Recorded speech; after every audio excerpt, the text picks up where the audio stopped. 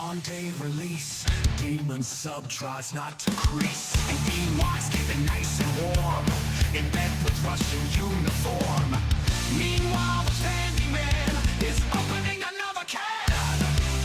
Technical difficulties, they're really such a crime. Technical difficulties, they happen all the time.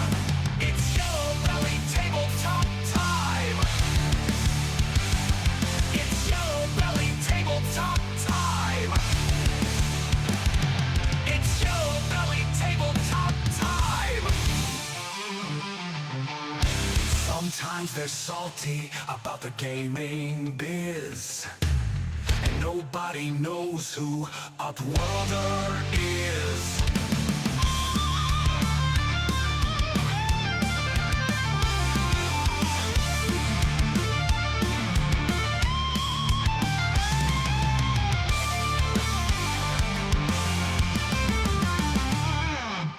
Technical difficulties, they're really such a crime.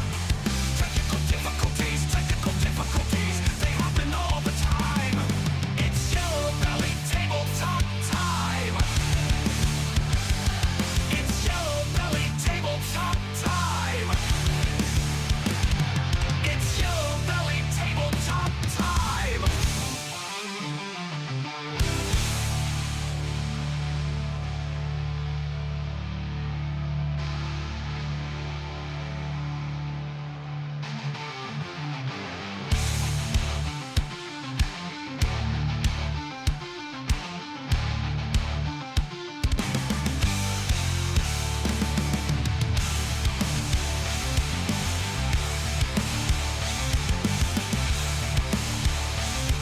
It's Yellow Belly Tabletop time.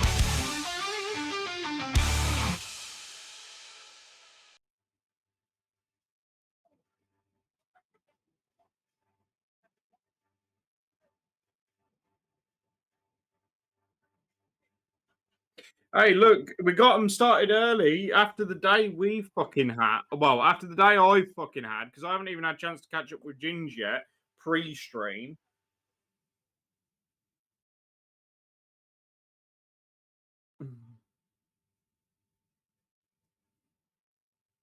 Fucking amateur hour over here. What, you not got any audio? No, for I fuck's didn't have any sake. audio. Fucking Evening, hell. boys and girls. How are you all doing? My friend is currently Fucking trying to David technical goes- difficult his way through the internet on a fucking Thursday evening. How are we all doing? Fucking hell. David says, aren't you going to go live? And I'm like, fuck. I'm just busy pissing about resizing all the photos for the fucking, whatchamacallit, painting competition. I haven't got anything queued up. Now that you can hear me, hello. Fuck. Do you know what? It's 3 years and we're not improved at all on our professionalism here. And I think that's something that we definitely need to take pride in. We define amateur. Is it even good enough to be amateur? This is the question. I'll tell you what, the fucking monetization's not round the corner, is it? Level 4, what the fuck? Right, so yeah, good evening. Welcome to the show, if it's your first one. Obviously, the clue is in the theme tune. Technical difficulties is what we do here. Shall we get on? Shall we start? Let's fucking step back from the chaos and just say hello to see who's in chat. So hello to some dude on YouTube, also known as Tim. Hello to Cheese Me. Hello to Upworlder. Hello to Darren, also known as Demon Sub on Instagram. He's on a bit of a cold period, but check him out anyway because he does some great mini pics. He's on the Blue Sky now. Yeah. Oh, Blue Sky, you kids. Hello because of Ben Crispin. Who else we got here? Hello Marty. Good. Yeah, it's been a week, mate. So where are we? I think that's everybody shouted out. I've seen. We got Toros. You missed somebody. We've got Spam. That's David's other half. Exactly. For those of you who are new, good evening to everybody Can you? Well, to be fair, it might not be a bad idea if Tim just sort of like has a reserve stream just ready, just in case the technical difficulties cripple us completely. But yeah, good evening to one and to you all. We hope you had a good week. We did. Chaotic, Did but we? good. Did Well, we? I did, you miserable git. What did you not? What's wrong with your week? Do you want to go? It's been. No, I don't want to go first about my week Fucking because wine. it's just been a roller coaster. It's been Well, a fucking ride. mine's been an odd sort of week so far. I've got all Fuck sorts you, of cheese shit. me. And so the trolling. Darren says it was. I'm not even going for bait now, babe. Just saying, I'm not rising to bait this evening. Oh fucking hell. That would definitely be a good idea. Maybe that's what we should do. Tim, do you want to take on the job? Do you just host it, and me and Dave would just stand here and talk bollocks? I've got an idea. talk Why don't we bollocks. make Tim and Spam host one week, and we can just sit in the corners taking Yeah, fights? we just fucking roast them in the chat, doing like a role reversal. That would be fucking funny. Might do that as a Christmas special. Awesome. So no, I'm assuming no BattleTech tonight. Sorry about that, Tim. Gutted. But it's good that you're here. That's the best news. It makes a change. It does. Right. Let me just quickly, because we're going to need to show off our desks in a bit. So let me just fiddle about, entertain the masses while I work out where Why have the I fucking got to entertain the masses? Well, because I'm gonna. Oh, my mobile's gone again. No, your mobile's gone. Oh, that's fine. Yeah, my mobile's gone because I've just been sorting out brush rage. Okay, well you sort out brush rage. I'll do my desktop cam. I've been timing myself. Not that I'm sad. Timing yourself doing what? Painting dwarves, bitch. Oh, right, okay. That was. Oh, hello, Pandy. That's Paul from Pandyman Entertainment, the purveyors of the fantastic Threat Level 0 and Trench Offensive. Talking of Trench Offensive, obviously, I have been lured into the wicked world of ones and zeros. I did show this off on stream the other week, which is, I think. This is my first attempt at FDM printing, which is a modified sinking mausoleum for our next Frostgrave campaign, the Wildwoods. But do you know what I was thinking? We need. Now that I'm on the FDM bandwagon, we need to do something for trench offensive terrain, mate. It has to be done. I just thought about that the other day, and we haven't spoken about it, but we do need to do that. Thanks for ambushing me, dipshit.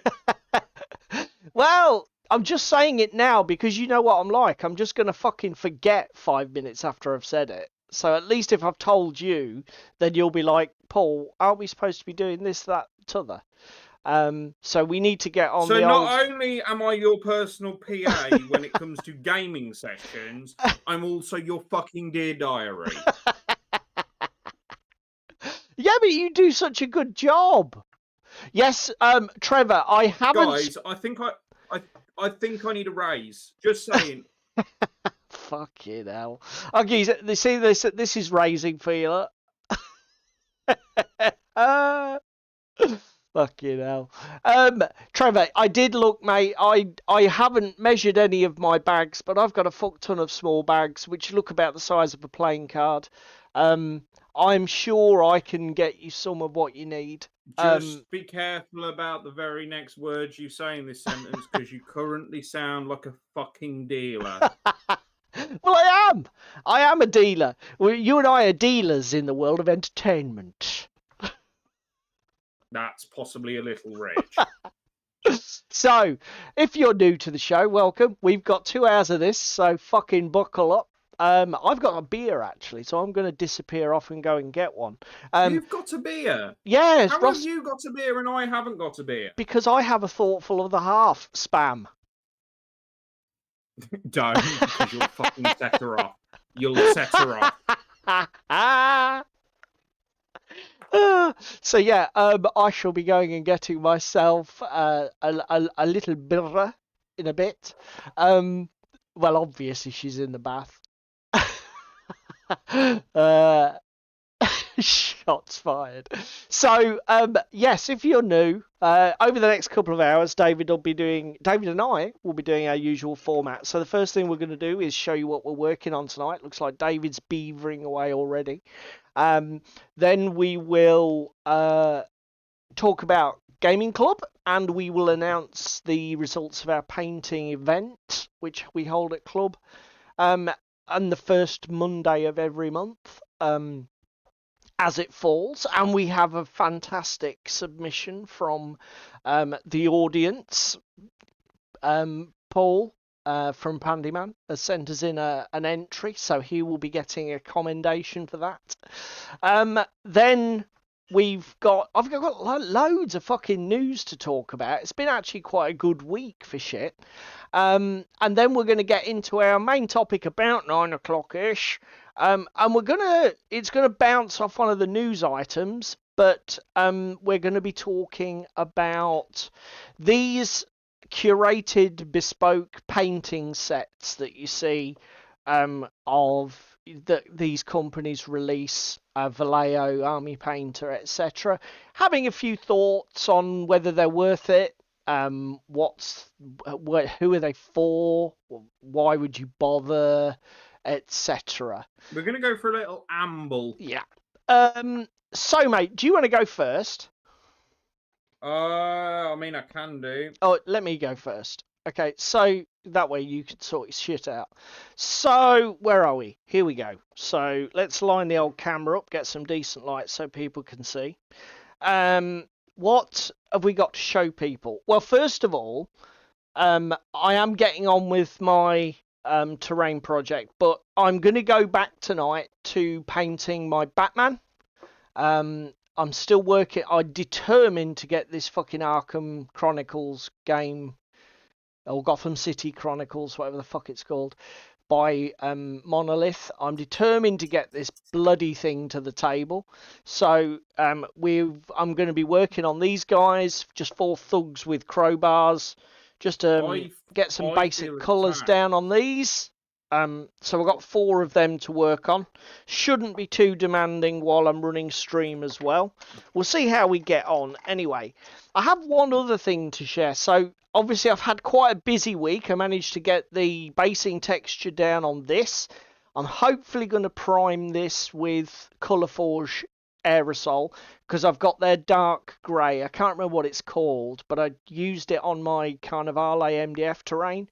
Yeah, I know which one you're on about, but I can't remember for the life of me what the fucking name of it is. For people who do a lot of MDF, those Colourforge aerosols covered bare because normally I sort of cover MDF with PVA to stop them absorbing too much paint.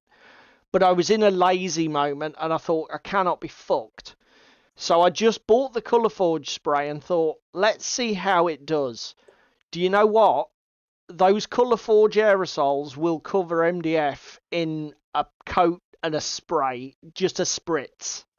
So if you're doing a ton of MDF, those Colourforge primers are worth the money. They really are. I've got some left, so I'm going to be knocking this. No, it's a mausoleum, but I've got the roof off, so I can mess about with the base texture. So yeah, we know you like them younger spam, so we're just going to attack you there. Fucking hell, David's too old for you. That must be physically, because I know for a fact it ain't mentally. The other thing that happened sort of this week, it was more at the end of last week, but my wife's one of these people who, God bless her, clicks buy on internet and never reads the description of anything properly. Oh, please tell me you've got pictures of this shit or the So, video of it, because I want to see this fucker. Because you were moaning she bought on Monday. she You bought were moaning. she bought these sort of like, it's quite a lovely thing. It's like a Japanese themed sushi restaurant mounted on like a baseboard, and she thought it was like an ornament with like LED lights in and shit like that. And I thought, oh, that's quite cool. Anyway, it gets fucking delivered, and it's a kit. You have to build it yourself. So immediately she's like absolutely gutted. She's saying, "Oh, that's fucking, I'm gonna have to sell it." She was basically just gonna flip it on like, what's not Etsy? What's that one? Vinted, like the eBay for cheapskates. She was just gonna flip it on Vinted and say bollocks to it. But I was like, no, I'll have a go for you. Fucking regrets. So I spent 2 days, and it looks like, let me right. So you've seen them before, but these are the models I'm working on now. Let's concentrate on fucking showing you guys and not just prattling on.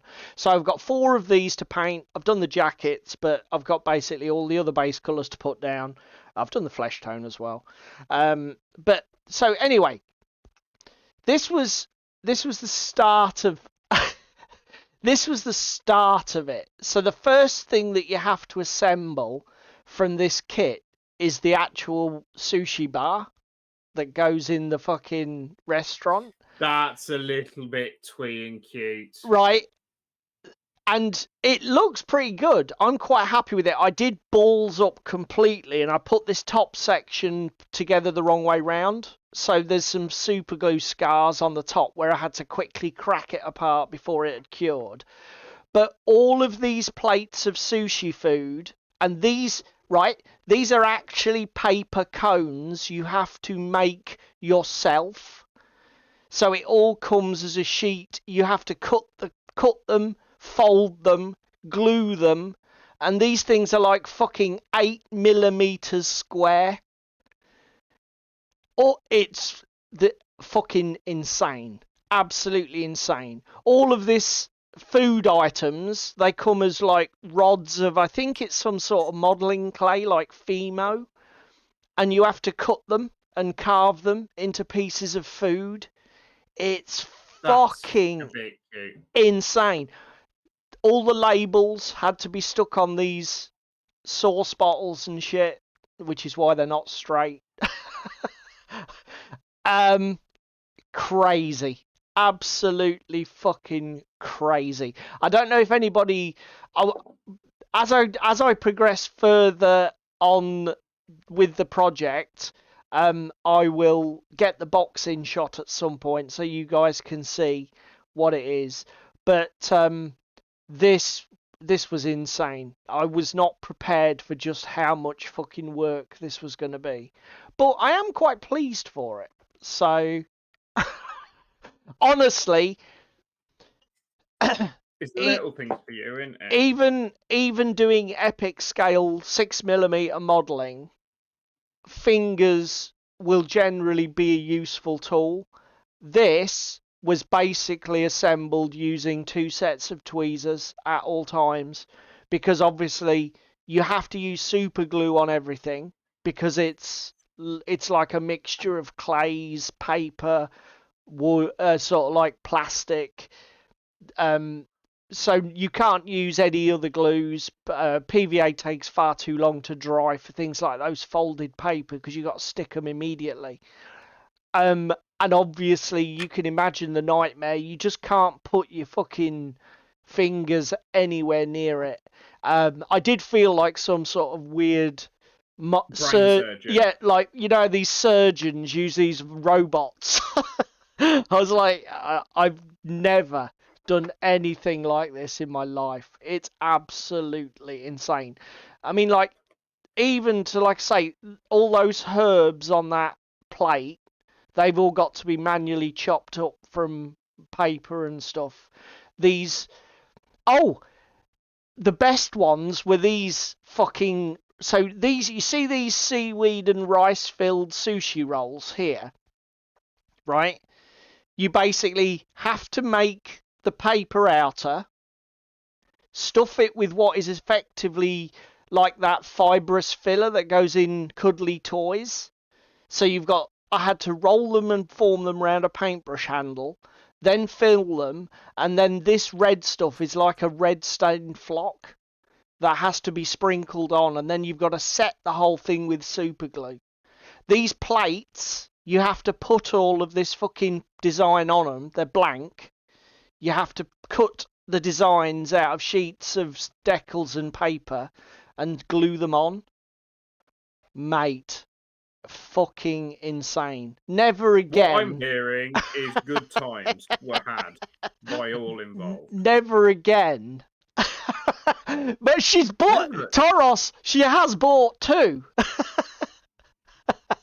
She's after I finish this. There's like a fucking junk shop. Oh mate, but yeah. So that was my week. You're loving life, loving life, loving life, loving life. Loving dear. life. So what about you, mate? What have you been up to? Well, I did painting comp, but you can see all that in a minute. Tonight, we will mainly be painting these little bastards. These So, models dwarven are amazing. miners. Where am I going to put the blue on these guys to tie them in with the rest of the force? The blue on those, roll around the front. Just do the tunic skirt. Mate. What, like the padded jerkin? Tim, what? Tim, that's genius, mate. That's next level. Just frame the box art and be done. Because the problem is they have like a padded jerkin that runs from the top down to the bottom. Yeah, just do that blue, mate. It'll be fine. You sure? Yes, it'll be fine. Not do these like a leather. No, because you've got. I mean, looking at the miniature, you've got the backpack and all the strapping and all the other stuff. You've got plenty of other neutral colour space to fill. It'll look fine. It'll look fine. But yeah, boys and girls, these dwarves, fucking Jesus, they're gorgeous. They are good. It is a nice blue. Yeah. It's a Vallejo Express colour, I think Crispin is using. Caribbean turquoise. Shh, Toros. I did say that to Ross. I said, I'm going to buy David one of these fucking kits for Christmas. I might actually stab you, just saying. Seeing as I already kicked you on Monday. Oh dear. So basically you're on Project Dwarf for the next 6 months then, are you? Well, at the rate I'm going, I don't think it will be 6 months, boys and girls. Fucking hell, Crispin. The Crispin, it will be fine. Last thing the wife said before the pegging started. Oh God, Jesus. Welcome Did she at least treat you to a meal, Crispin? Welcome to the fucking darkness. Jesus Christ. So yeah, there we go. Now then, shall we tell them a little bit about Club? Why not? No. First, I think we need to talk about Saturday. Because what did we get up to on Saturday, boyo? On Saturday, we played... Oh, Assassin's Creed. I didn't take any... Assassin's Creed! We didn't take any pictures either, god damn it. So yeah, it was Gaming Saturday over at David's. And we cracked on with the Assassin's Creed campaign that we're playing through. For those that don't want to listen. Yeah, obviously, put your fingers in your ears for the next 5 minutes if you don't want to hear about the Assassin's Creed board game because you're playing through the campaign. We played 2 missions in the end. We played, was it Bastiano? Oh, that's it, yeah. We played a optional mission, which was fucking hard. Jesus Christ, we got overrun a bit. I think we were very, very close to losing the scenario by having literally 30 enemy models, enemy crossbowmen in play on the map. Over 30, we had 30 just crossbowmen on the map. It was but several times we were like, well, okay, so that means I've got to move into this square and then fight all 4 of these guys. Not just quite in the hopes of killing a couple for maintaining RNG so that we didn't lose the game. Yeah. But it was that was hard. Then we played the scenario mission. I think it was 1.3. If you're walking through 1.2, I think 1.2. And that was over a split map. That was not as difficult by comparison. And yeah, it was but quite it does cool. also help if you read the 100% sync rules before we start, dipshit. Yeah, that was experience lost unnecessarily, wasn't it? Yeah, I didn't exactly do that well. Still, we know for next time that we will actually read the scenario before we begin playing. Fucking useless. Absolutely fucking useless, aren't you? But yeah, I have League of Infamy, Crispin. Why'd you ask? To be fair, do you know what? This sort of ties into what Tim was saying about, is Assassin's Creed now fully painted, David? Do you know what, Tim? I'm going to come to David's defense now. The problem with this is, and this is where David and I have really sort of like made a realization with these board games, because we both own a copy and because we're effectively using mine for a playthrough, what incentive does David have to tackle that project? None at all. And it's something I think we're both going to not make that mistake again. So in answer to Crispin's question, David has League of Infamy and I won't buy it because David has all of it. So there's no fucking point. By the same token, I have all of the old Dungeon Saga. So I don't think... although, again, you've got the same, haven't you, mate? Yes, I have the entire old Dungeon Saga. So it's like... But I do have the entire copy of Origins, whereas you don't. And again, because David was getting it, I'm not getting it. By the same token, we haven't played it yet, but I've got all the Dungeons of Enveron from Battle Systems. And obviously David and I... And Maladum. Maladum, that's what I meant. Not Enveron, wherever I got that from. But Dungeons of Maladum thing. So David won't buy it. Because what's the point? If I have it all, we can play through my copy. It's just a waste for us. I mean, again, if we end up getting separated by 300 miles, like when I lived in Scotland and he still lived locally here, then maybe things will be different. But while we live down the road from each other and we're sort of like close gaming buddies, there's literally no point duplicating shit. It's just a waste of resources and a waste of time. Again, Everdell, you've got major deal bags for duplicating Everdell. Well, again, but at least we realised, again, I stopped. Do you know, it was like, there's no point. I got as far as Spirecrest and then was just like, I'm not buying any more of this. What is the fucking point? You're carrying the banner for this, so there's no point. I'm not going to get any use out of my stuff. So, yeah. You can have that one for free. There's your hot tip of the day. If you're gaming club or gaming circle, don't go out and buy the same shit as each other. There's no point. Yeah, you're just wasting money and time. Buy different projects and then play the stuff together.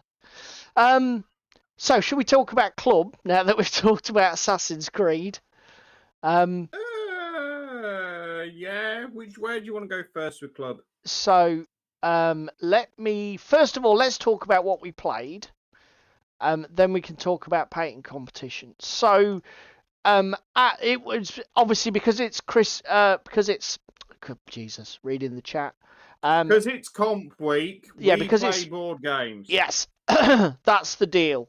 With painting competition week, it's board game week as well, and we had a number of options, but there's a card game called Gloom of Kilforth that I saw at UKGE last year. We've seen it UK. Well, no, we've seen it at UKGE twice now. Yeah, but it certainly caught my eye last year because I remember taking a fair few pictures of it. And it looks beautiful. It's sort of a fantasy storytelling mission-based game which you can play either fully co-op. Kind of RPG-esque? Yeah, very, very basic RPG elements. The point is not owning things, Cheesemate. It's extracting the value from them. Unless, of course, that's what you're into, just building a pile of possessions to squat on like some sort of like weird dragon. But yeah, I'm not into that. I like to get value out of my things.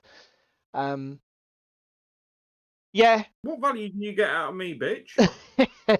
Well, all sorts of value.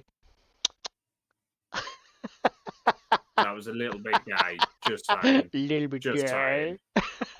Darren says, yeah, he has two friends who both have a World War II board game. We've only ever used one copy. One friend's got. There you go. Waste of time.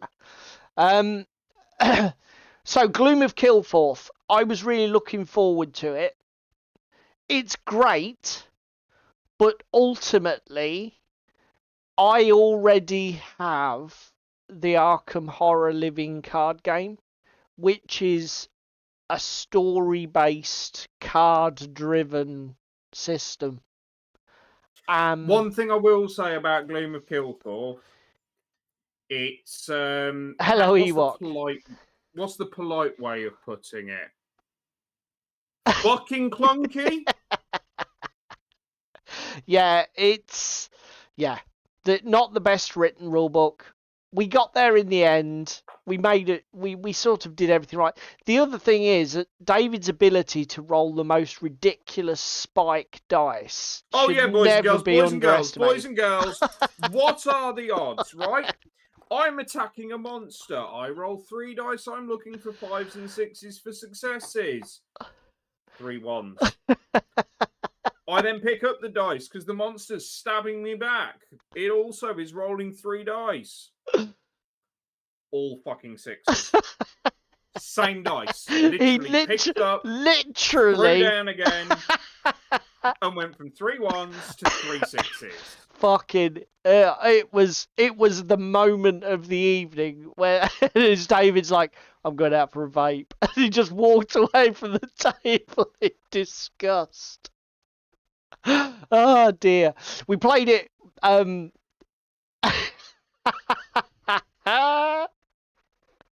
Yeah, well, very much like a hand job from Jimmy Carr.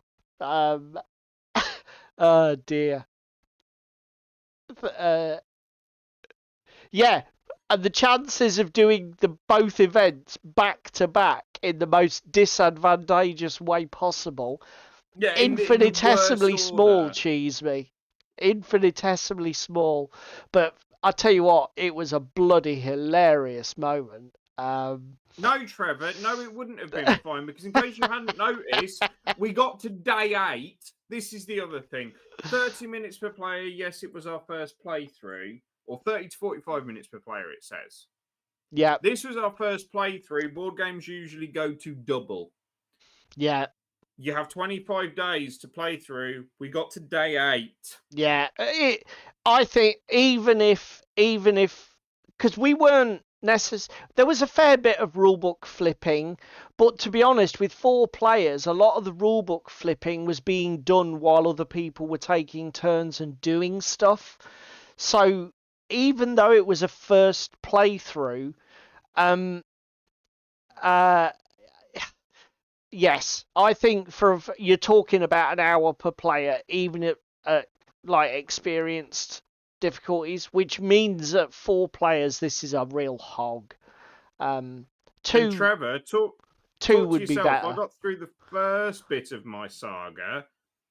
Couldn't get through any more of it because I was too busy fighting my way out of a paper bag by rolling 3 1s and then 3 6s. But again, we were adding stuff to the board. One thing I will say, the board development and that Arkham Horror Death Spiral is a lot slower and a lot nicer. Yeah. Than Arkham. Yeah, definitely. But it's still there. Do you know what I mean? Also, to do the fact that if you had died, you just literally respawn at the central location with 2 health on the next turn. Yeah. Do you know what I mean? I think the game isn't as prickly as Arkham, but again, it just occupies the same sort of gaming space for me. Which is a shame because I'd like to find an excuse to buy it and own it, but I just don't think it's different enough for what it was trying to do. But the artwork is lovely on it. Yeah, it's fantasy, but with like some gothic elements, and again, it's what's it called? It's nice in its art style. In how it's presented and everything. Yeah. There's a lot of replayability here. Yeah. The pace of the characters, modular board. like the pace of the character development and that. The whole story, I mean, considering we were on our first game, you have 25 turns or 25 days to complete the game, and you have to spend the first sort of like portion of the game upgrading your character to the point where you can beat the boss.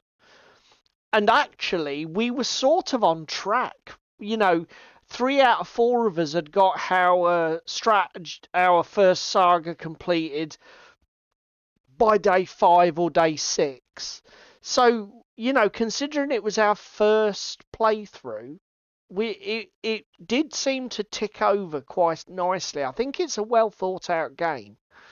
The other thing that was a bit odd is that it's got this issue where it has very specific terminology. So like cards that go to your hand are called rumors. And it's like it's difficult to get your head around, okay, when it's in my hand it's a rumor, but when it's on the table it's an asset. But regardless of whether it's a rumor or an asset, I can use it to pay for the cost of my saga. And it's like, there's a little bit... This is, I think, where the clunkiness comes in, doesn't it, mate? There's a little bit too much jargon. Don't you think? And fucking calculating your base stat levels. Yeah. The dice pool system worked okay. I think 1 in 3 chance on each dice is a little bit tough. No, but again, even calculating your pool stats, because it took me and Luke half the game to realise that we'd been playing cards wrong. And also, again, terminology like skill level referring to the highest of your skills. It's like, it's not a very intuitive way to refer to it, is and it? Again, I don't like that. I think your skill level should be related to the skill your class is best at. True. Not just arbitrarily the best one. Highest one. Yeah. Depending on what Luke cards you managed to get. And yeah, he was an elf ranger, and yet he was sneaky AF, wasn't he? Yeah. But to be fair, wasn't his book skill his highest or something crazy? Yeah, his book skill was his highest. And it's like 9, wasn't it? That's a little bit counterintuitive. Whatever that was called. But anyway, fun was had by all. So, also, let's get on to painting competition. So I want to be here. Let's go back to the main scene, actually. Then I can reset this little slideshow. So, we had 3 entries at club for the painting competition. Myself, Rich's youngest lad, Oliver, is it? Yeah. And David. And then we've had we've had 4. Well, Trevor put his in, but he'd actually put the same model in for a painting competition in didn't January. he put a different model in after? Oh yeah, Trevor, Upworlder. It? That's right. We had 4 at club. So, yeah, Trevor put in. It was a Frostgrave figure. So the theme was champion, and there were 2 winners, first equal. I came first equal with Oliver. I entered my leader model from the Vatican set that I got for Christmas. So this is one of the Vatican exorcists. Obviously, I started painting this guy on stream. I had to get rid of the green gloves. It was a little bit too much. He looked like he was about to star in a porno. Either that or advertise fairy liquid. It was a little bit much. No, it was definitely the former. This is an adult show, remember? I did keep the green sash just to go with this, because we had decided on the Santa theme on stream, so I didn't want to completely retcon it. But yeah, I was happy with that. And to be fair, the reference paint from TT Combat is all in white, which I think is, you get red bishops, papal bishops, they wear red, don't they? So I thought, are you going to call him Klaus? Why? Well, Santa Claus. Oh my God, he's here all night, folks. This was David's entry, which I think you'll agree looks fucking amazing. Boys and girls, I would just like to point out that is about 5 hours of paint time there, excluding any priming. Yeah, which that's pretty fucking good. I'll be honest, disappointed they weren't based. I'm going to come round and fucking smash your back door. And this is why I got kicked at club. But they are fucking amazing. Yeah, the white beard is really good. It looks even better in the flesh, to be fair. And it was quite easy to paint, wasn't it, mate? Yeah, deck tan, followed by Solberlight Grey, followed by a dry brush of white grey from Vallejo. I tell you what, David has absolutely embraced smash his back doors in question marks, is it, Ewok? I think you guys, 5 hours, I think that's pretty cool for that. Does that include your 11 priming? minis. Does that include your priming and your zenithal or not? No. No, that's just the paint. Post. Well, priming and zenithal, bear with me, was 6 hours 37 minutes. But that was for the whole army, wasn't it? Yeah. Okay. Which if I divide it by the 130 odd miniatures are here, it's an extra 3 minutes a model. Oh, okay, so and there's that's 11 models there. It's an extra half an hour. 3 minutes. Yeah. Call it half an hour between mates. So you've basically got 5.5 hours of paint time for those, which I think's pretty good for an 11-man berserker unit. And literally the models are finished, guys. I know I'm being a bit of a twat about the bases, but literally the basing texture is the only thing that needs to be piled onto these with a bit of PVA. The models are done. And they look fucking cracking. Grey mountains with a little bit of snow. Yeah, I think the snow's a good shout. There's too much orange on there to go for a desert look, and I think the models will get lost in a brown as well, a beige. I think snow and grey is a good shout. This was Trevor's. Good. It's a great mini, to be fair. Yeah, those girl dwarves without beards, cheese me. They do have runes implanted in their skulls, though. So swings and roundabouts. The bases are what, mate? 25 mil? They are technically Oathmark and Old World compatible because they're all 25 mils. I tell you what, the models only barely fucking rank up on 25s as well. But they were printed at 100%, were they?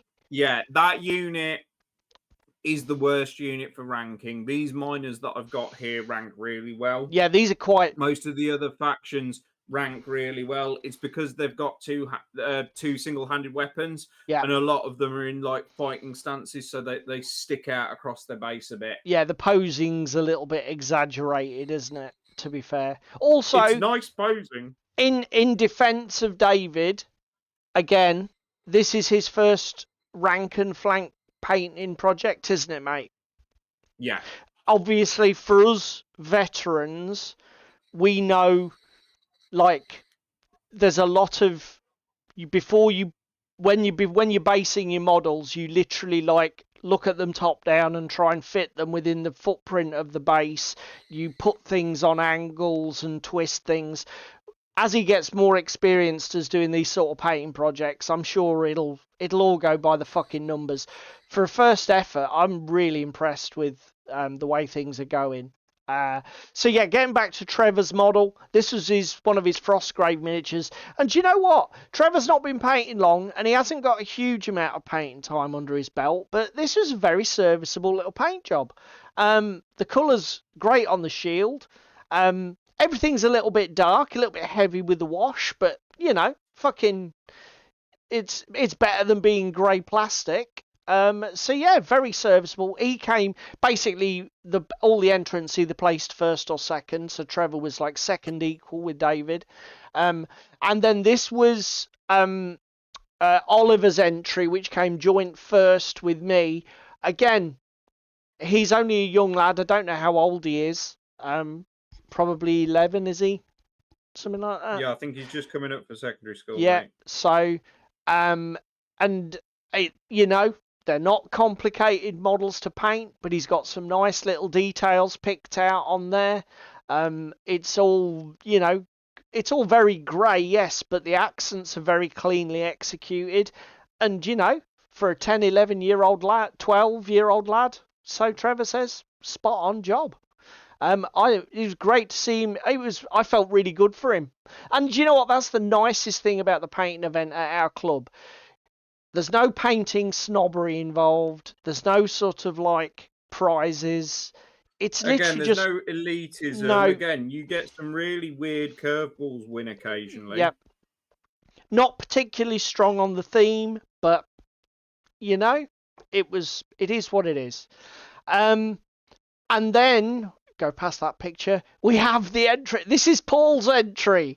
Again, probably not spot on the theme, but it's a lovely model. And now this is actually, I'm guessing, Paul, that this is massive because it's a mimic tissue box. So in the center of it, there is a tissue. So I'm guessing this thing is what, about 8 inches tall? It's fucking... You're not helping yourself with your "that's what she said" comments. Just saying. Oh dear! I'll tell you what, you wouldn't want to be in a rush for a tissue, would you? Yeah, I can tell it's fucking massive, mate. But yeah, and I'm assuming it's a 3D print. It looks like the kind of thing that should be a 3D print. But yeah, great to see an entry from the community. Thank you, Paul, for taking part. It sounds like a broke-back conversation. Fucking hell. Oh dear. Right. So, do we know what next month's is? Topic. Yeah, give me a minute and I'll find it. David will have a look. It looks okay. Yeah. So, FDM. 3D print. Bear with me. Darren, did you send me one? Oh my god. This is even worse. Where did you send me yours, Darren?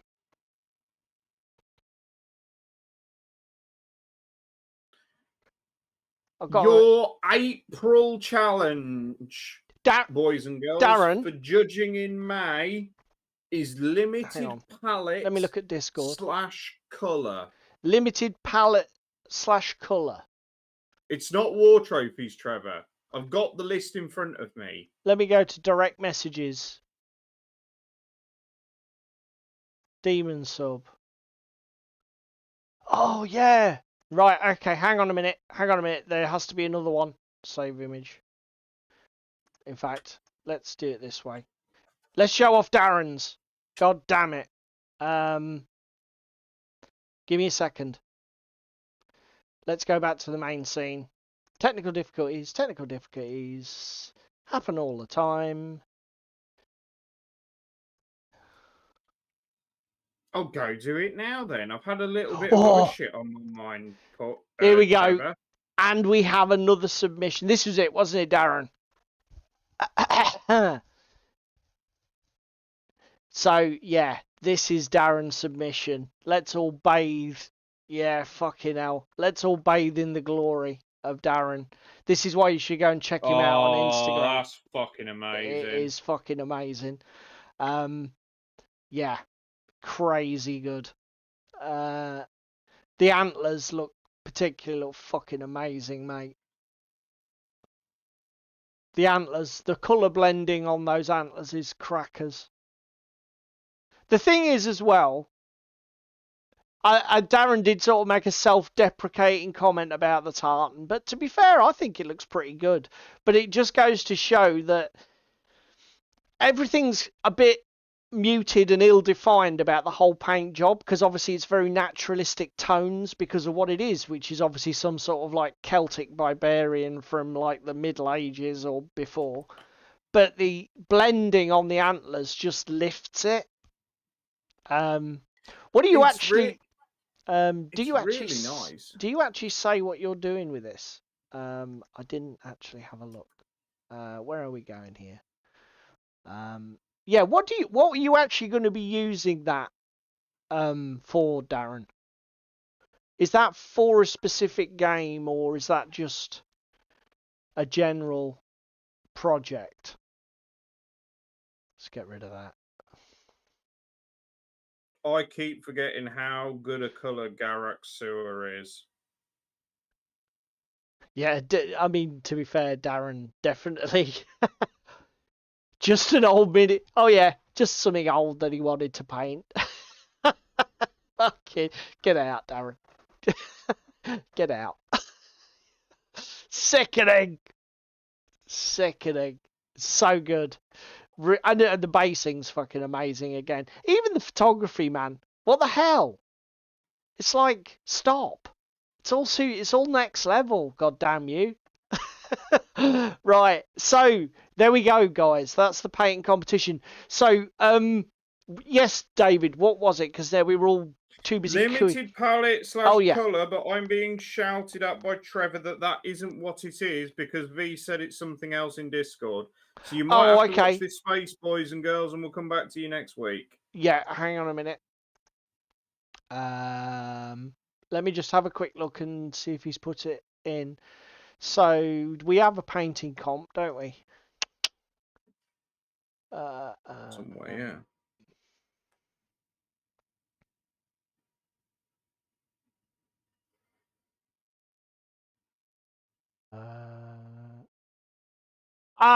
V said, right, okay, guys, the next week's, and I'll be honest, I agree with this change.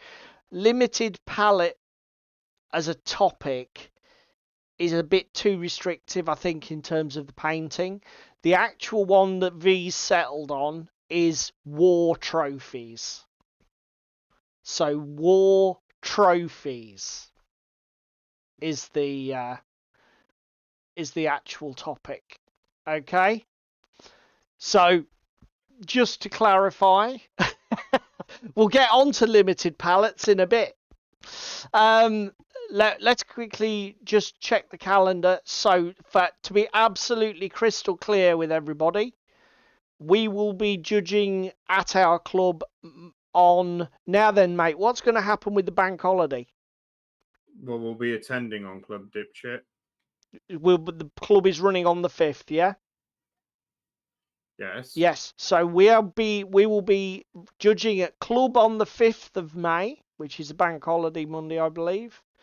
And They have to die see me, my dude. We will be discussing it on stream on Thursday, the 8th of May. So let's see if you guys can keep your hot streak going, and we will get an entry from each of you for the 8th of May for the Topics War Trophies. But do you know what? If you want to paint the toilet roll holder to go with the tissue box, Paul, just paint the toilet roll holder, mate. we really don't care. Yeah, we have yeah, we have bank holidays. We have too many fucking bank holidays in this country. Cheese me, don't get me started. Yeah. So now then, let's blister through the news. So first up. Yeah, you've got 4 minutes. Go, speed run it. First up, we saw David's... The news music! The news music! Oh! It's the part of the show that we have come to know as the latest salty blizzard of nerdy sorrow. More news than you can shake the salt at. More news than you can shake the salt at.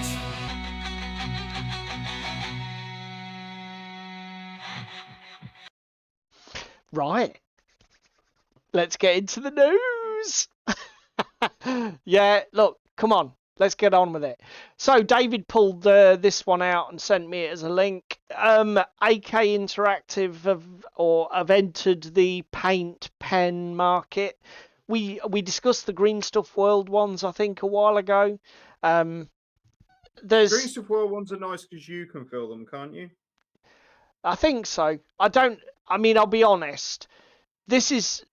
I think last time we discussed this, everybody made the observation, these sort of like acrylic paint-filled pens have been a thing in the art world literally for years, but now they're starting. All of the companies that market directly to us wargamers are starting to get in on the act, and there's several of these now. I mean, if you Google acrylic paint pens, there's loads of brands out there that I've never heard of, and I don't know whether these are any good or not. These have got quite I don't know whether they're very good, any good in general, I meant to say. These AK ones seem to have got quite there's quite a few YouTube reviews from artisty types, and they seem to be very well received. I did watch a couple. So as I say, I don't think... What do you think, mate? Are they something that you would buy or invest in? I don't know. These AK ones seem quite cool because they have got a... some of them are metallic.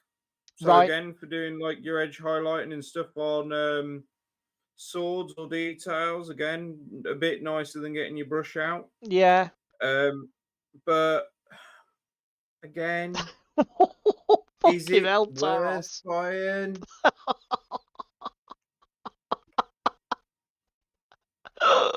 Oh my god. Right. Okay. We are going to just foray away from that. I'm just going to sashay away. Yeah, sorry. And I'm going to go get some emulsion paint, boys and girls. I mean, they do look fine.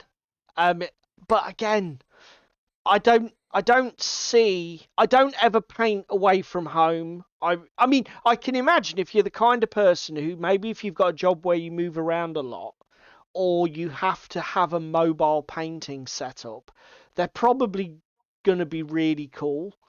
But they're just, I don't see what they would give me in terms of an advantage. So they look fine, but no, not for me. This came up in my YouTube feed. I don't know if anybody knows this bloke. RP Archive is the channel on YouTube. This guy seems to be a modeler, and he is... I'm sorry, what is he doing? Is he putting down a piece of grass there? So what he does in this video is he discusses a system for modular magnetic grass. I'm sorry, what? We literally do not have time to go into it, but this guy. Modular magnetic grass. Yes.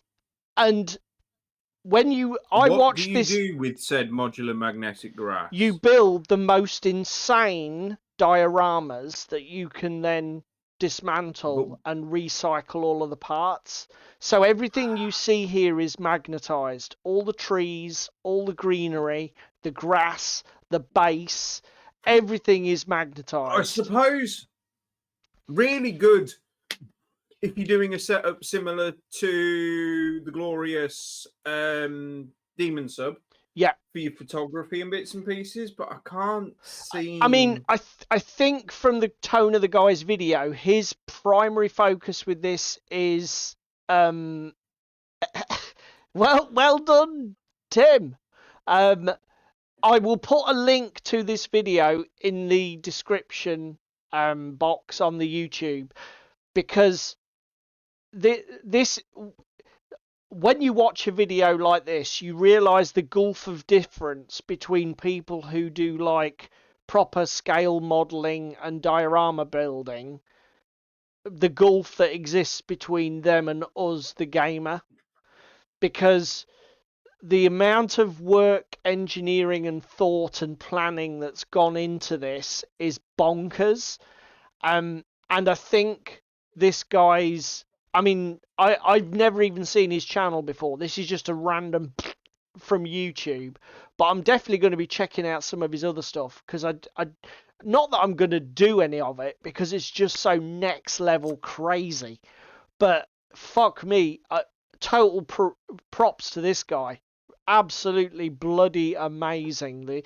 The effects he gets and just the ideas that underlie it all, like all about irregular geometric shapes that can be interlocked, and the maths and the fucking geometry and that he puts into this, it's absolutely brilliant. And then the crafting on top is like, yeah, okay, you won that. You are nuts. But great video. So that's RP space archive on YouTube. I will put the link in the description as soon as stream finishes. It's a half an hour video. It's not a little short watch, but wow, it's just fucking amazing. I'm going to leave that one till last. This was an interesting little video. I thought this piggybacked well off our topic from last week when we talked about gaming clubs. Let's talk tabletop here. He basically told this guy's been running a gaming club through a local shop, because he's obviously in America, and for 15 odd years. And he was just telling some of his stories about people that he's had to give the old fucking elbow to. And mostly it's around people who can't game with children without being a fucking dick about it. Which is, understandable given the fact that he's got to be accommodating to all sorts of ages and all sorts of interest levels. But do you know what? It's a good video, because if nothing else, it's just, if you know that guy and want to send him this to watch, it'll be a good lesson for him.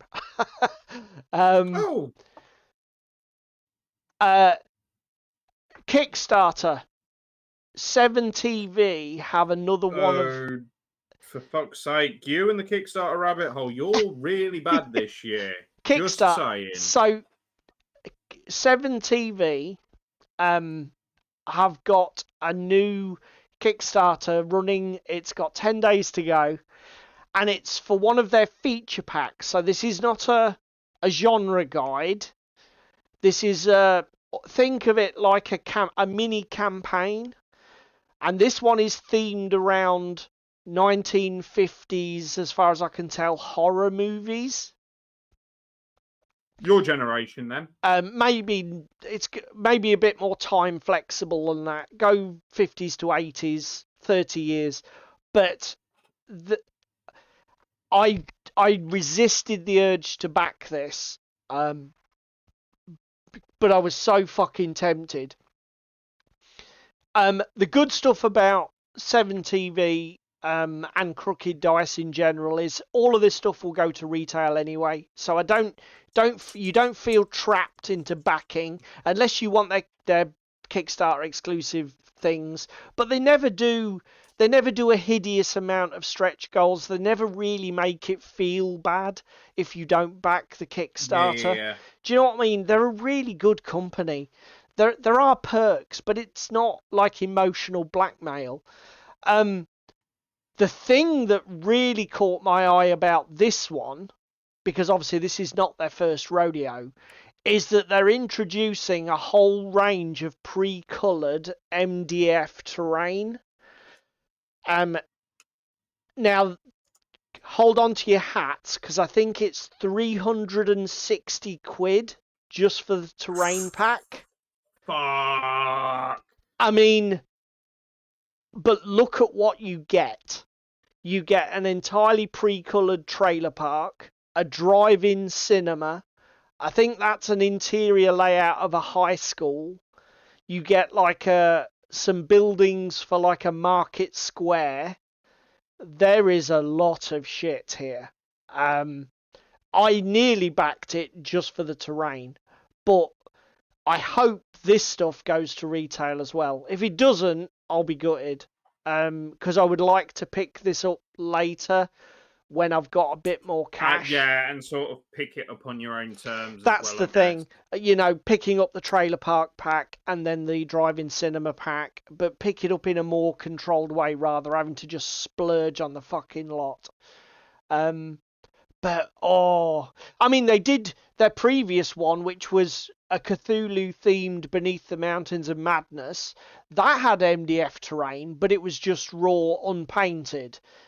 So it was like, if I scroll down here, it was just like buildings for the South Pole Station. Research stations. Yeah, somewhere. Here you go. So, and it was only 90 quid. These are quite basic by comparison. Nice little resin tracked, sort of like APC or whatever people carry, a tractor unit. Yeah. But I mean, I'll say it. I've said it before and I'll say it again. Pre-coloured is expensive, but don't underestimate the amount of work that this fucking saves you in terms of hobby and the return on the investment. I mean, this is 40 individual kits. I'm sure some of them are small, like these market stalls, but some of them are not. Look at the fucking size of that town hall style library building or whatever the fuck it is. Town square. It's absolutely crazy. So yeah, I thought I'd give that one a shout. A, because I love Crooked Dice and 7TV, and B, because that was just fucking brilliant. I'm going to shout this out as well. It's got nothing to do with hobby. I just want to tell everybody that we're going to see Sabaton in December. November. In December at Nottingham. So, if you don't know who Sabaton are, they are the heavy metal band for Wargamers. So, go and fucking check it out. And that's got nothing to do with the hobby, except Sabaton are awesome. And last of all for the news at 10 past, which I don't think was bad for a little speed run, is what feeds into our main topic. Look at that. Smooth. It's like it's scripted. The segues. Is it scripted though? Because I think AI actually we should let AI do a fucking show Darren. for us and script it. Yeah, it's December the 6th, Nottingham Arena. Cheese me. Why? What do you know? Yeah, you've just been attacked, sir. That's why. You've just literally been stabbed. Thanks. No. Paul would require an ambulance if somebody can call them to take the knife from his back. It would be highly appreciated. Oh dear, and that's what it'll take to stop me going to see Sabaton. Yeah, it's fucking. I think even if you had a knife in your back, you'd still try and get in. Oh, fucking look at Tim, bolt thrower. Fucking hell, Tim. There's hands up in the chat if you've got no idea who Bolt Thrower are. Well done, Tim. Ew. Pleb. Dear. To be fair, you are not wrong. Bolt Thrower. I mean, the only thing I will say is obviously Bolt Thrower were death metal, so they were way less accessible than Sabaton. I mean, they're fantastic, and I've got all of their stuff listed on Spotify. But at least all the lyrics and the songs, well, most of them were actually about 40k. So, yeah, they literally were on the Games Workshop record label back in there. So, Army Painter have done their historical war paint sets. This video is the Peachy's version, but I think there's 2 or 3 out there already. Peachy does quite good product reviews, actually. I'll give Peachy his credit. He does a good job with this. Now the question is, has Starly had his hands on them? I don't know, is the honest answer. Because Starly is shit hot. Yeah, he's particularly paint reviews. Yeah, I mean, he literally. No, I don't have the vinyl, Tim. Are you telling me that you have the entire fucking Bolt Thrower catalogue on vinyl? That would be rude if you do. Do you have the... Because was it their 3rd album had the cover changed because they broke up with Games Workshop and had the rights to the art removed? So have you got the original one? If you are, you're a rich man. Because that's worth so much money. Night, Paul. As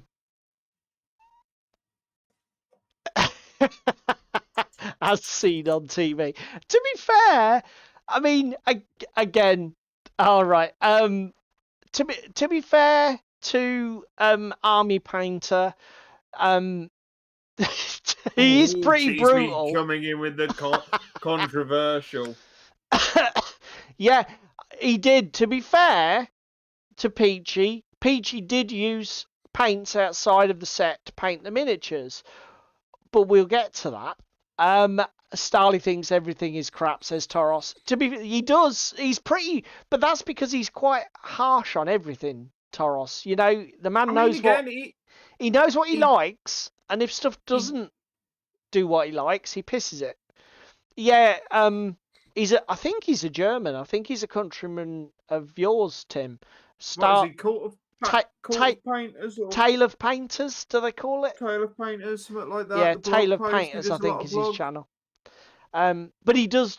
I tell you what's great. He will take, like, you know, when they do the mega sets or when they release a new range, he'll be the one who buys the entire range and then, or gets sent the entire range. He'll then do color swatches, color matches. He just fucking does everything. He's just so crazy. Tears it all apart, doesn't he? Yes, yeah.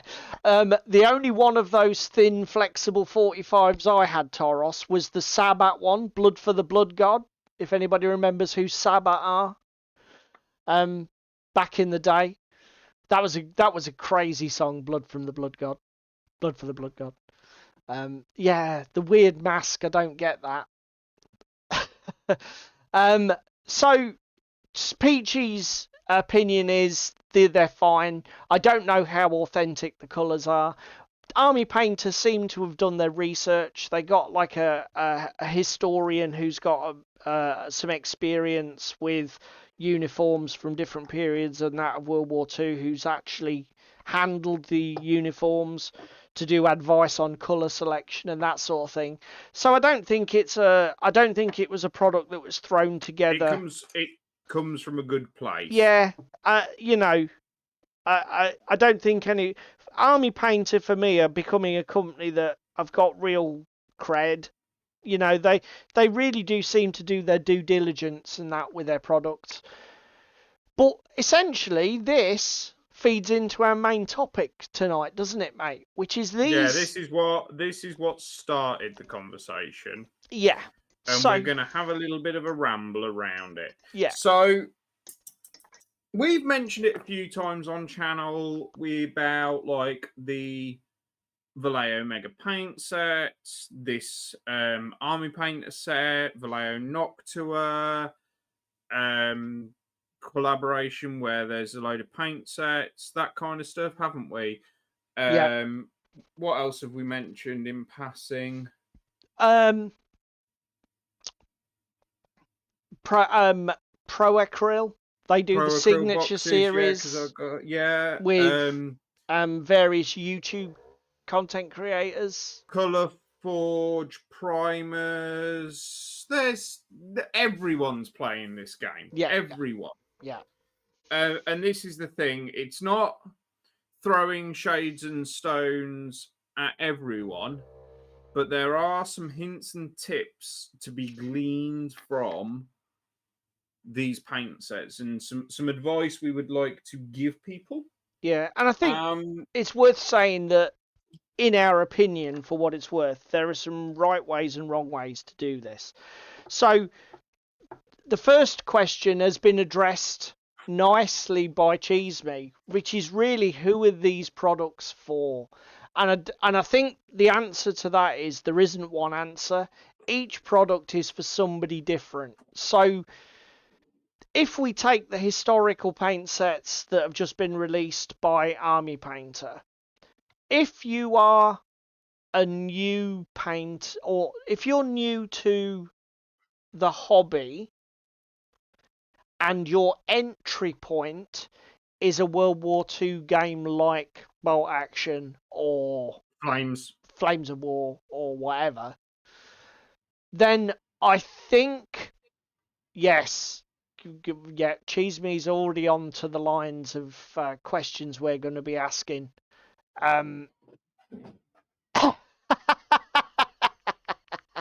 Tim, only you would do that. That's brilliant. Oh dear, Tim's there doxing Starly Taylor Painters live on stream. What were we saying?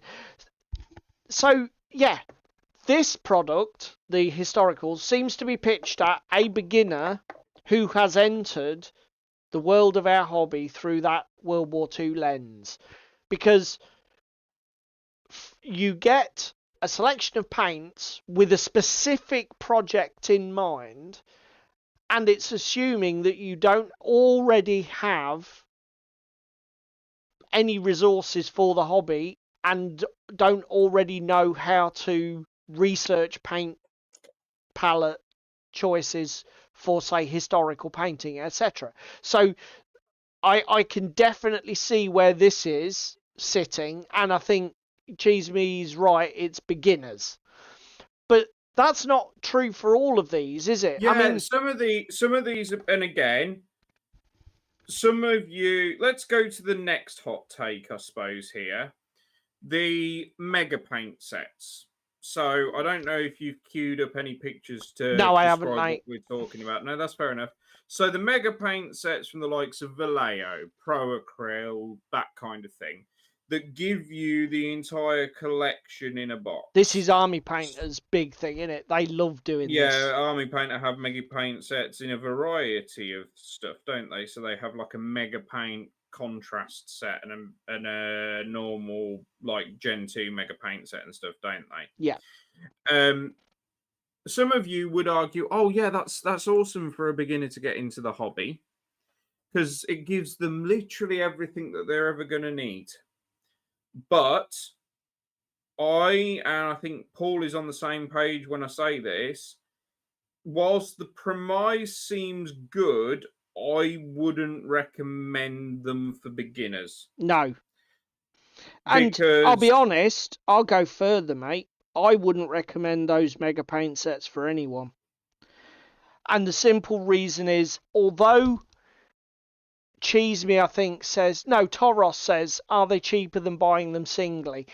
That statement, Toros, applies in general to all of these selection boxes of paints.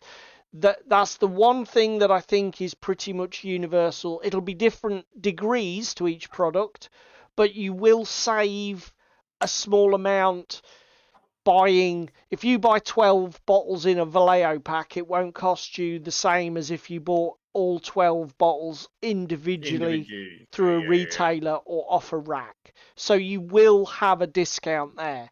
But exactly, Marty's nailed it. some of the products are for different consumers. We'll come to that, mate.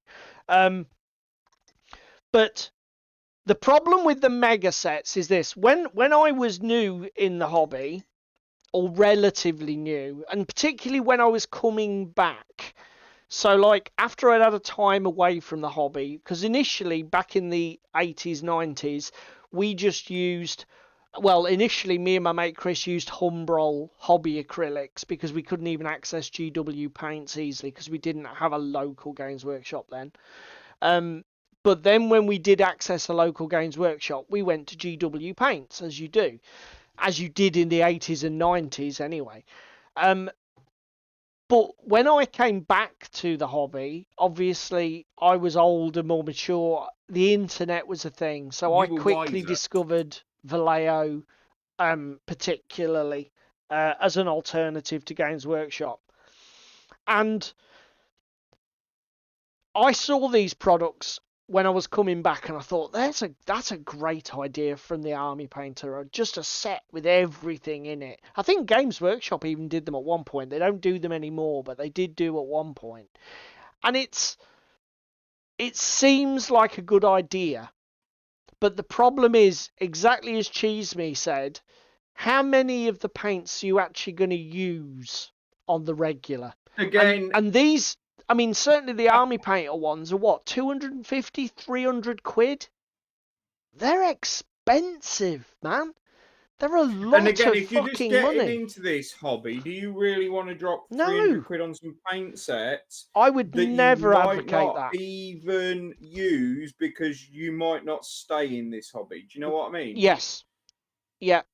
That is why, for me, even though they might seem like a discounted deal on the surface, I would always take the approach of advising somebody to not bother.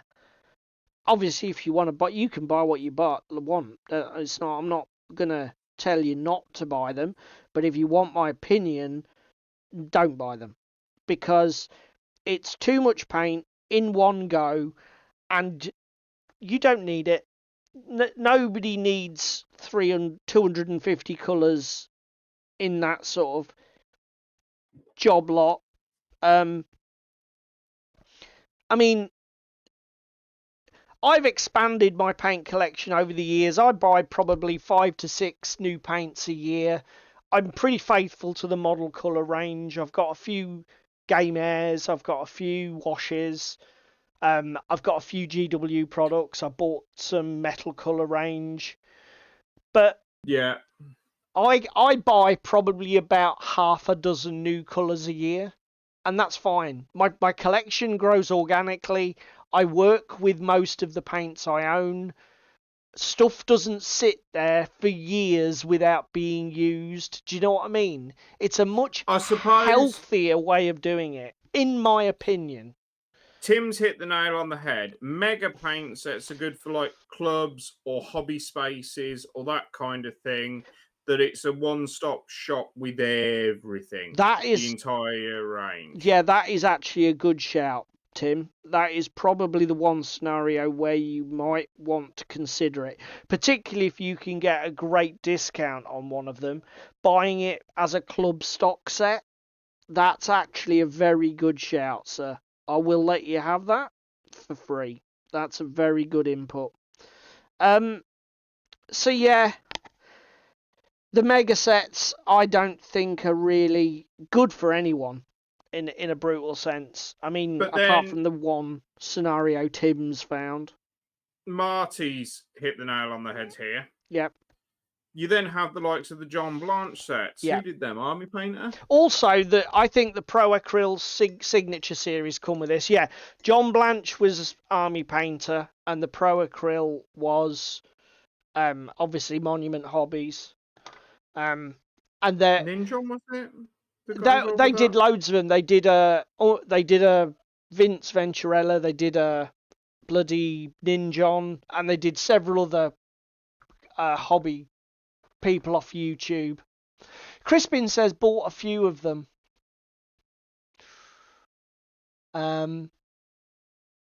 But again, yeah, those are definitely not marketed at noobs to the hobby. Like, no, who has just got into the hobby yeah, and knows who John Blanche is and wants to recreate his artistic style? correct. Yeah. No.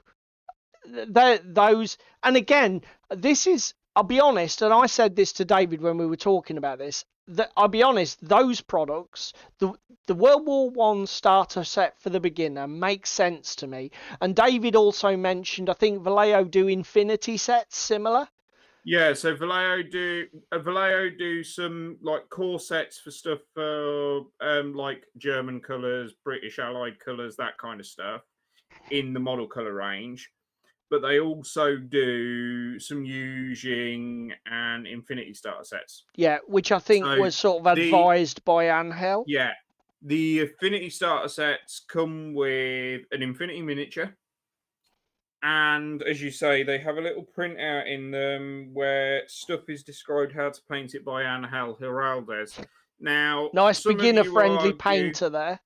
well, again, some of you will argue, awesome, nice introduction for people that want to paint a Yujing army or whatever. And I think in principle that's a fair thing to say, though, don't you? Yes. My caveat being, why the fuck did you let Angel anywhere near the instruction manual? Because you're advising new hobbyists and painters how to mix specific colours and work through to very high white specular highlights. Yeah, this is the kind of madness that frustrates the shit out of me when you see these products, because you think, yeah, you had a good idea, but then it all went a bit Pete Tong at some point. Because, like David says, if you're already experienced in the hobby, let's say I've been painting Games Workshop for 10 years, and I suddenly decide to get into Infinity, I don't need a pack like that. Well, you know, the other thing as well. Don't do a pack like that. Instead, well, again, do a blog article written by Angel Heraldez, which tells me how to paint Yujing in the style of Angel Heraldez. I think this is the other thing, just on that note, of these Infinity style paint sets, unlike the World War II ones from Army Painter, where they're more generic and you can look past it, because at the end of the day, a guy in British or American uniform is very similar to a guy in Russian uniform. Don't say that. Ewok will lose it. All of those are different to people in German uniform. But it's more generic. It covers World War II in the whole kind of thing. The Infinity, how many people have seen an Infinity paint scheme or an Infinity color scheme in those packages and walked on by it because they don't own Infinity models and therefore they think it's only for Infinity? They're actually missing out a little bit, because they're actually a really good set if you don't have the colors to get something that's in a color scheme and a triad, etc., that works by Angel. Okay, that's I suppose fair. Yeah, that's another thing. Who the fucking hell's playing Infinity as their first ever game? Jesus, that's a good point, Tim.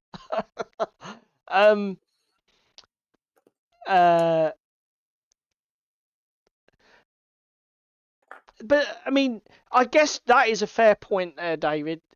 Like, if let's say you're not a beginner, you're not a noob, but that is one other advantage of these paint kits or paint packs, like the Blanche set, like the Infinity sets.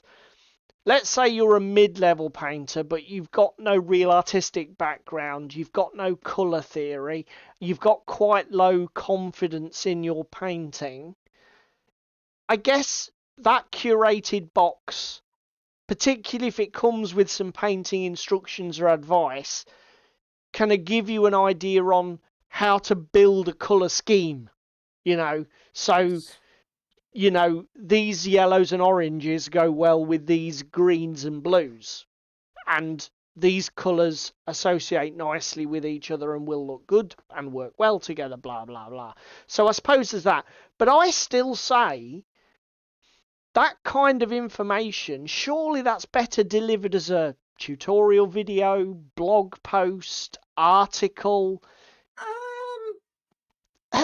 I don't know, Crispin. I don't know. But you can't milk the money from a blog post or an article. Well, that's the cynical side of it, isn't it? And the reason I say that, and I am going to go for fucking Colourforge's jugular right here with what I'm about to say, so brace yourself and hold on to your pants. We do like Colourforge paints, and this is not any knocking of Colourforge and their marketing team. It doesn't sound like it's going to be. Should I get the salt shaker ready? Why the fuck are you doing a core range that you have matched with GW for your primer tones or Vallejo for your primer tones, and you've got all that information linked on an article on your website and everything else? And then why have you approached Peachy, Midwinter Minis, several guys on the internet to just go, what colour do you want? Let's fucking do you one. Let's do you one and let's fucking sell it, because we're just gonna fucking put your name on it in the hoping that it's a license to fucking print money because people know of you. And because your name is on our product, it means that our product will sell because people trust you and watch your content. Sorry, ran over. I will push back on that and say, in Colourforge's defence, their signature range, or whatever the fuck they call them, of primers, which, like David said, I've got sponsorship from these guys. They're no more expensive than their standard ones. They're all 12 quid. It's just a cool... No, but how annoying are you going to be when you can't get that colour anymore because it was a special edition? Well, that's a different thing. That's a different thing. And to be fair, we do need to talk about this because you've been a victim of this with Vallejo as well, haven't you? Well, I haven't been a victim of it with Vallejo because I've specifically steered clear of it. Because you could see it before we come on to this, there's just one more thing I want to say. Vallejo do some very nice special effects sets. Yes. So you have the likes of Rust. So you've got a load of different Rust colours. You've got their game effects, so like vomit, dried blood, fresh blood, that kind of stuff. All boxed together in a nice kit. Really nice. Gives you a little bit of a saving. And the other thing that's really nice about them is actually they're not all just from model colour. Like the Rust set has, from memory, orange Rust from a model colour. It then has some game colours in it, and it has some of their like oil streaking effect bottle. Yeah. So you get to try a couple of things from the ranges to then see if they're your own, to your taste, etc. Yeah. But all of them are available individually. So if you run out of the boxes in the bottle, you can replace just go them out singly. and get some more, which is fine. And to be honest, again, some of the kits you see out there go even further, don't they? And they include dry pigment powders and stuff like that. Yeah. And do you know what? Absolutely credit to any company that does one of those packs. Like David said, if a pack definitely deserves credit if it includes more than one range of paints, even if they're all by the same company, and other non-paint related hobby products, because those things are great, particularly for mid-level hobbyists and beginners, because they get you early into the mindset that you don't need to marry yourself to a single range of colours or range of paints. Having a more open mind to the kind of paints and hobby products you use is a good thing to get early on. And a paint pack that one of these curated sets that does that definitely gets multiple thumbs ups, I think. But let's go back to but what happens when my limited edition signature colour gets discontinued or goes out and I can't replace it? Now, Vallejo have done this. They did some very exotic, like Vallejo paired with Noctua. That was it, Noctua, to produce a fantasy painting set. So they had fairy skin, demonic skin, and vampiric skin, from memory. Malefic, wasn't it? Yeah, but basically vampire yeah, skin in basically. a set. Really nice color schemes, really nice painted models on the box, really, really unique colors. Can you pick up any of those colors a crossover with their range? No, they're all unique to that box because it was a pairing with Noctua. Secondly, can you pick up any of these as singles after you run out of them? Not anymore because it's discontinued. But secondly, you couldn't even when they were in production because they were all locked in the box. Yeah. So poor sportsmanship, Vallejo. Poor sportsmanship. And I'll be honest, as a consumer, you watch out for this. If there's anything in that box that you can't get as a single bottle anywhere else, don't buy that box. Because what happens when you run out of that one colour or you fall in love with that? Oh, that's such a good skin tone for my entire undead army. Oh, but how can I replace it? Oh, I can only buy this 25 quid box of 10 paints, of which I only want one. No.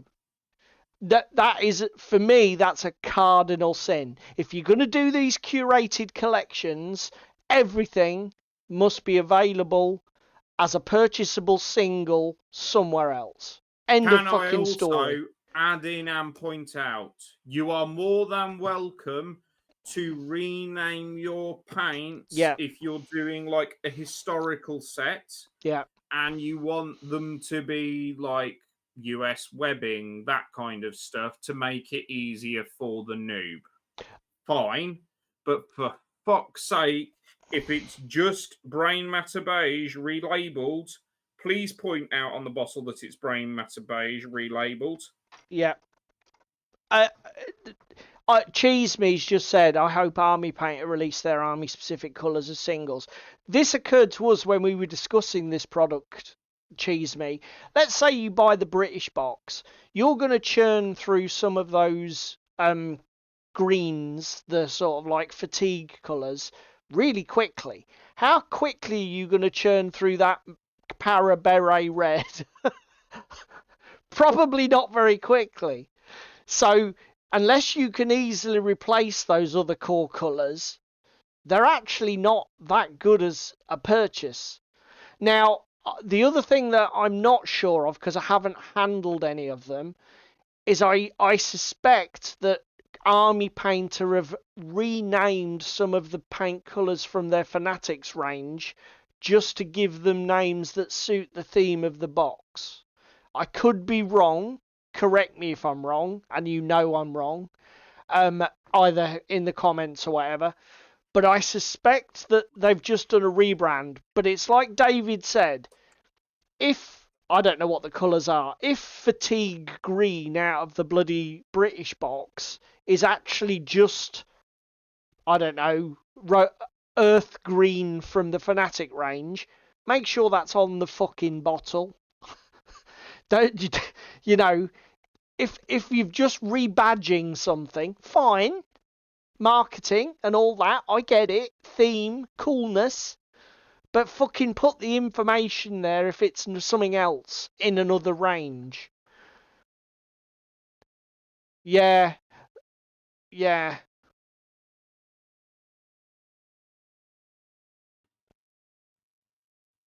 Did they? Yeah, okay, Tim, they did that, but did they include the original name anywhere on the bottle? So that if you didn't if you didn't spend 2 hours researching on the internet, could you tell that grey in your Star Wars box was just this grey if you wanted to buy another one? Do you know?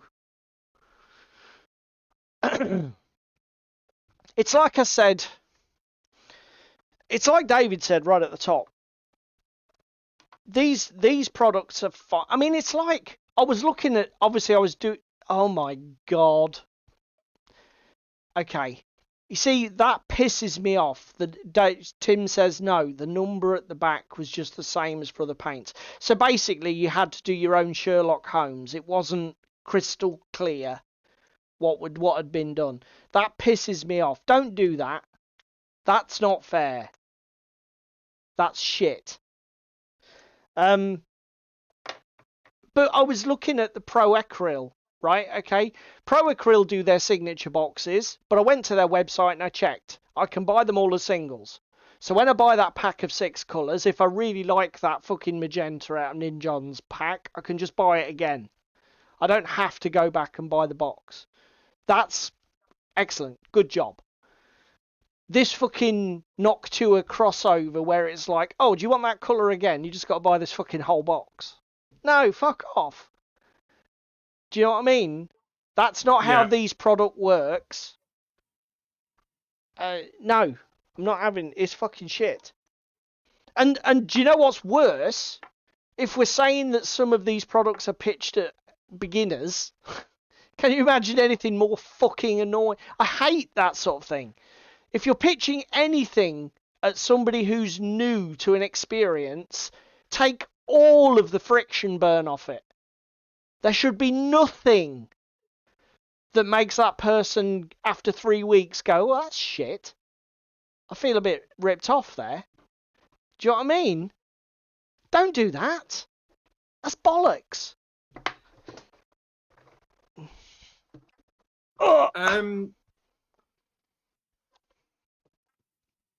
I think we've pretty much covered. I will, however, say we have both been bitten, I think, from the Vallejo shifters range. Because I'm fairly sure when you buy Vallejo shifters, you can only buy the boxes. You can't buy the singles. Well, again. But again, if that's the case, Vallejo have definitely got fucking rep for this then. Because, I mean, the Noctua fiasco was theirs as well. Yeah, but again, I don't necessarily feel bad about shifters. Because shifters are more of an acquired paint taste. I suppose they are they're definitely an expert level product, I guess. Yeah, you're not reaching for them for every project. And again, because they're going through an airbrush, they actually go for fucking ages. Yeah, and like you say, if you're buying them, you're not a noob. So you probably know what you're letting yourself in for, or you'll check first. Like I say, the brutal truth of it is, most of these curated box products are not for me. I've been doing this for far too long. What I want is to be able to pick up single, individual colours so that I can fully curate my own painting experience. One thing we haven't touched on yet and spoken about at all: duplication. True. So if you've got paints already and you go out and buy a Vallejo using set, you may end up with some duplication. Say you're buying it for a Space Marine project or whatever because you just like the vibes. Fine. Wonderful. You then go, actually, I really like the look of this set. The Rust set, for example. You may actually find that there's some real crossover and duplication of paints that you've already got, but then there's other paints in that set that you don't have. I mean, I suppose the redeeming thing for Vallejo is they do list the entire box contents on the back usually. So if you do have some duplicates, you could just say, well, fuck it, I'm going to buy the ones that I'm missing. Yeah. And as long as it's a core range, multi-pack, because they do that. They just do model page. They do. I mean, but again, they've done all sorts of things, didn't they? Like fucking the Panzer Aces colour that were only available in the Panzer Aces box set and that sort of shit. They're And always again, Vallejo. I have a single Panzer Aces colour that I absolutely love. It's called Periscopes. It's one of the fucking best blue-greens I've ever seen, ever used. But fuck me, was it hard to find. Yeah, and again, the only because person I've ever seen selling racked singles of that was at Salute. I mean, admittedly, we're in rural Lincolnshire, so fucking we're not exactly inundated with hobby shops, but yeah. I mean, again, this is the other issue, and again, if you're new and you're buying these curated paint products, just be cautious about getting black in every box, white in every box, steel in every box. You know, just sometimes these boxes are not even good value for beginners because there are certain core colours just seem to fit in every paint range or paint idea, project, whatever you want to call it. So, or again, because Angel's been involved with the fucking Infinity boxes, a lot of the highlight colours are very fucking similar because it's fucking Angel and he likes to go up to fucking white grey. Now what he should use, of course, is deck tan, like a real man. A real man would use deck tan. Oh dear.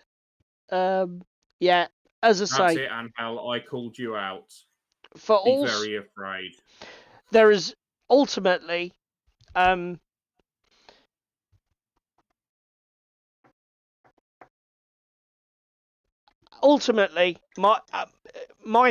sort of like parting shot on this, with just over 10 minutes to go, just under a quarter of an hour to go. My parting shot on this is,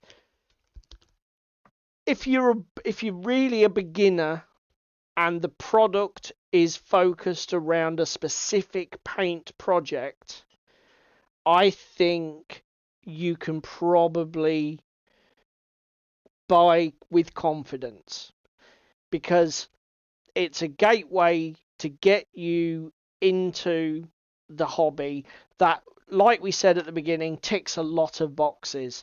You don't have to stress about the colour choices. You don't have to worry about obtaining the single paints online and finding out how, because again, every individual paint manufacturer has a different system for how they codify their colours, how they name their paints, how they number their paints. So, looking at you, Vallejo, for your stone grey that is neither stony nor grey. So yeah, if you're an absolute beginner and the box is focused on a project that excites you, make it your first purchase and enjoy it. If you're anybody else, I question your sanity in buying these things. Because even if you're saving 20 pence on a bottle, are they really that useful?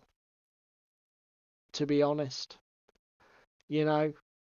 Again, is having 20 or 30 unopened bottles and colours just because they were cheap any good? Paint does age, paint does and will expire, particularly if you've cracked it to try it once and then don't use it for a number of months and or years. And even if it stays good, if you leave a bottle of paint unused for 24 months, good luck getting the fucking thing back fit to use. A lot of, even good paint requires a lot of agitation and reactivating, resuspending to get back into fighting fitness if it's left unused for a very long time. And there's just no need for it, I mean, I've dropped off buying paints because I've now got, 130 odd model colours. I've got so many tones and shades of everything. Even some of the gap colours I had, like purples and violets and pinks, I've filled in now. I don't need the stuff that's missing is the really weird pastel colours that I just can't justify buying because I don't use them. You'll pick them up if you've got a specific project in mind, but that would be about it. Tim's got his Arthur Daly hat on. He's saying you could buy the mega set, get what you need, and then resell the rest of the colours for profit. Sorry, fucking Del boy. Yeah, but most of us just want a hobby, Tim, not run a fucking eBay business. Oh dear. Yeah, as I say. So we've got 10 minutes to go.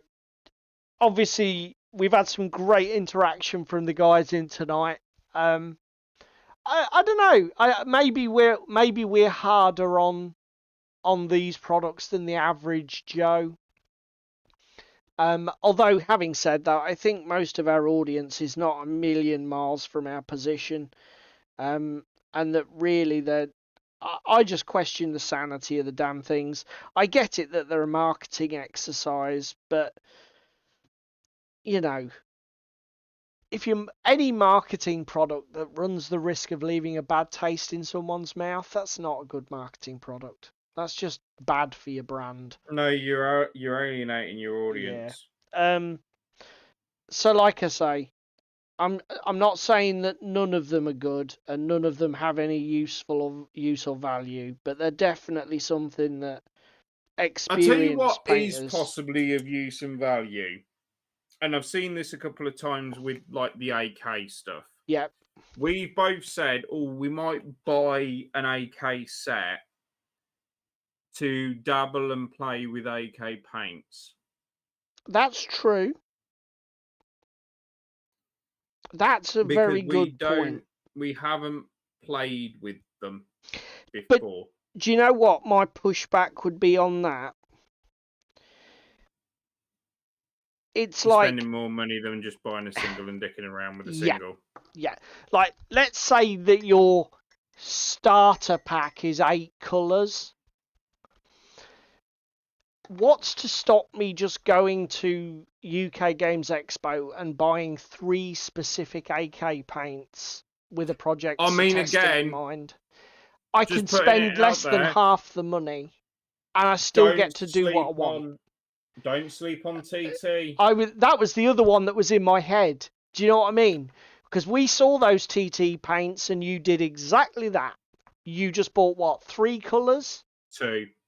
He just brought 2 colours, and you didn't need a starter box, you didn't need a starter pack, because you've been painting for more than 10 fucking minutes. You knew what you were doing, you knew what you were looking to achieve, which is dip your toe in, try the paints out.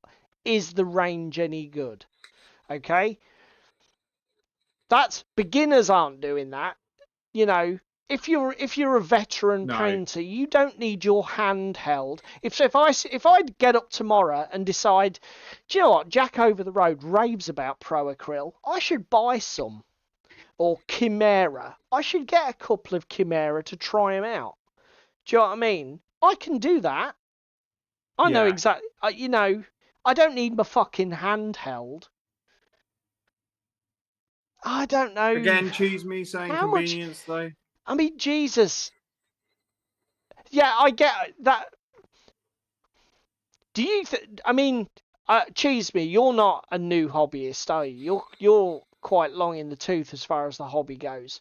Does the convenience of somebody putting 6 or 8 bottles in a box, does that have value for you? Tomorrow is again. I thought Monday was the end of the world. Monday just gone. What do they call it? Black Monday? So it's now, what we got? Black Friday? We can't have Black Friday. No, we've already got a Black Friday. It's the end of the year, mate. Oh, okay. I thought it was a Megadeth song. Maybe I'm wrong. Kind of new for painting. Oh, okay, cheese me. That's a fair comment then, mate. Mate, you know, you're speak. So, do you see, as somebody who's newer to painting, do you look at these boxes and think, oh, that's a good idea then? Do you see the value there? Using your convenience argument. I'm guessing you do, to be fair. Keywalk says, if it's a sanity thing, this is a good time to mention I have the Army Painter Mega Set and have all the... Yeah, but is that because you thought that was a good idea, Ewok, or simply doesn't Ewok shiny? Also have like 40 gallons of Russian uniform and Iraqi sand tucked away in case there's a run on he's literally got one of them big plastic fucking 2,000-litre drums. Okay, well, there you go. We're proved wrong on our own live stream by our own audience. So Cheese Me says... come down to my tabletop so that we can see some miners. Yeah, I get the historicals argument. I suppose that is an influencing factor, Cheese Me. Historicals is a thorny area of the hobby because obviously your colour selections, if you want to be faithful to historical accuracy, you can't be as free and easy with your colour choices. So I get that is definitely a factor. Tim, you're wrong. What a surprise. Shut it, Tim. There we go, boys and girls. Oh, dear.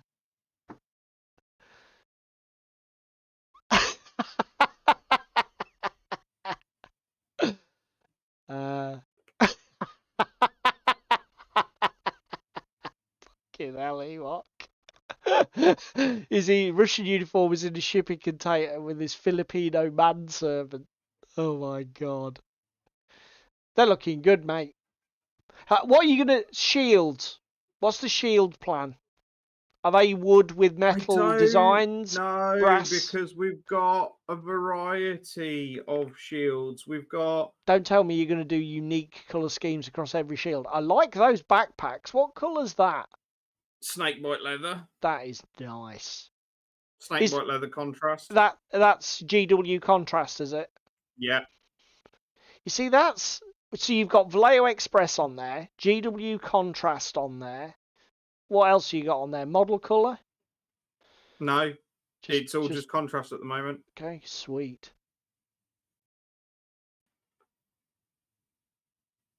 Fair enough. But it's all coming out really nice. It's like I picked her book out. Oh, very good. Ooh, that's a nice colour for those pages. What's that? Agros Dunes contrast. Nice. Yeah, so I'm just really hitting the contrast at the moment, and then for my I've gone with some black leather. Oh, that works. I do like that skin tone.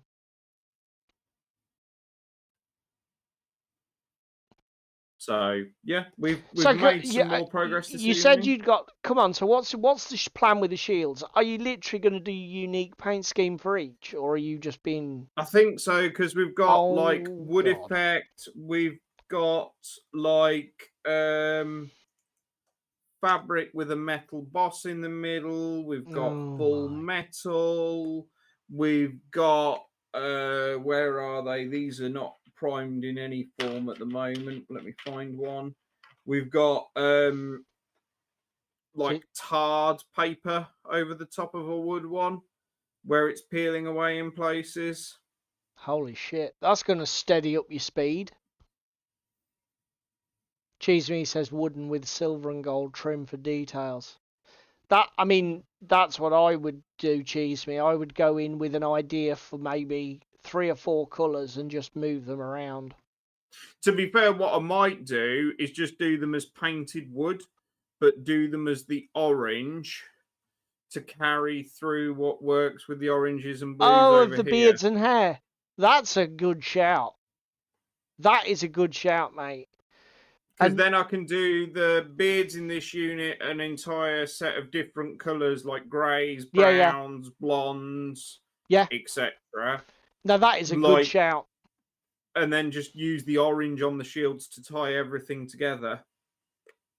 The other thing as well, if you go with that orange idea, you can obviously the ones that have got obvious paint or maybe a smooth, you can go for paint over wood. But if it is bare wood, just pick a really orange wood tone.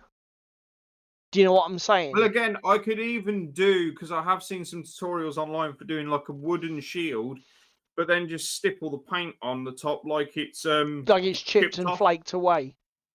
Yeah. You could try it. Yeah. Just to be fair, stippling something like orange, just be careful it doesn't look like rust, because that might be a bit jarring. It'd be fine. Should be fine. Well, good job. I managed to get a few jeans painted. Let's have a look here.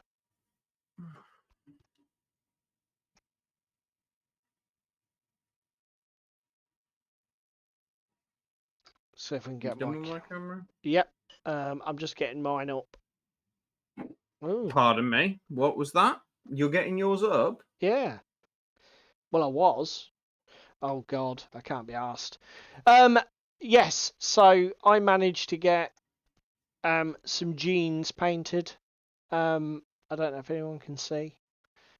I didn't get much done, but I never do when I'm hosting. These are only board game minis anyway, so I might crack on with them. Thank you very much for your attendance tonight, ladies and gentlemen, in the chat. We hope you enjoyed the show. If you're catching up later on YouTube, thank you very much indeed for you watching as well. We'd like to thank the members of the chat for once again being the backbone of the show and giving us the interaction that makes this, I'm sure, even vaguely watchable, because me and David do fuck all in that regard. If you can only find time to do one thing tonight, please click the like button. If you want to do the fucking rest of the YouTube algorithm stuff, share, comment, subscribe, then we appreciate that as well. But a like button is all that we ask for, because it's effortless and it makes a difference. At least if it only tells us that you enjoyed the show, that's enough for me. So we will see you all next week, and have a good week of gaming. And that means that we're just about out of here, doesn't it, mate? Oh, I didn't get my beer! God damn it! Oh no! Right, I'm going to go get it now. Fuck this. It's another Thursday night. I see Crispin's wearing tights. Sparrow's getting in the bath. Young David's full of wrath. Paul is tightening his straps. Where on his apron you saps. Technical difficulties. They're really such a crime.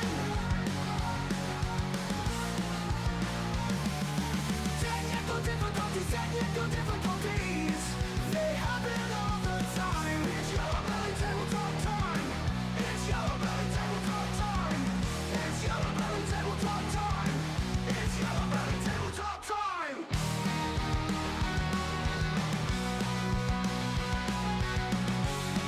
It's Yellowbelly Tabletop time. It's Yellowbelly Tabletop time.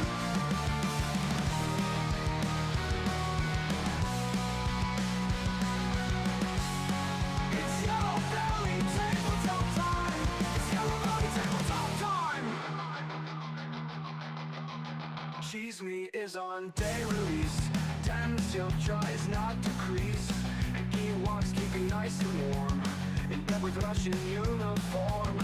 Meanwhile the handyman is opening up the can.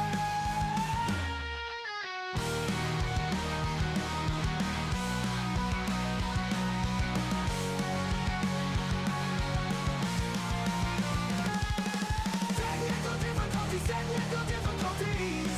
They're really such a crime.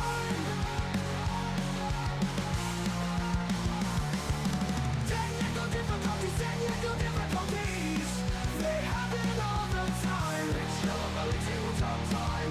It's Yellowbelly Tabletop time. It's Yellowbelly Tabletop time. It's Yellowbelly Tabletop time. Cheese Me is on day release. Damn Chef tries not to crease. The Ewoks keeping nice and warm. In bed with Russian uniform. Meanwhile the handyman is opening up